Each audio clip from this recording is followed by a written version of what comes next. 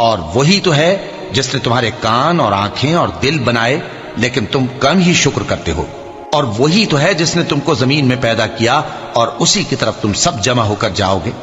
اور وہی ہے جو زندگی بخشتا اور موت دیتا ہے، اور رات اور دن کا بدلتے رہنا اسی کا تصرف ہے۔ کیا تم سمجھتے نہیں؟ بات یہ ہے کہ جو بات اگلے کافر کہتے تھے اسی طرح کی بات یہ کہتے ہیں کہ جب ہم مر جائیں گے اور مٹی ہو جائیں گے اور ہڈیوں کے سوا کچھ نہ رہے گا تو کیا ہم پھر اٹھائے جائیں گے؟ یہ وعدہ ہم سے اور ہم سے پہلے ہمارے باپ دادا سے بھی ہوتا چلا آیا ہے۔ اجی یہ تو صرف اگلے لوگوں کی کہانیاں ہیں۔ کہو کہ اگر تم جانتے ہو تو بتاؤ کہ زمین اور جو کچھ زمین میں ہے سب کس کا مال ہے؟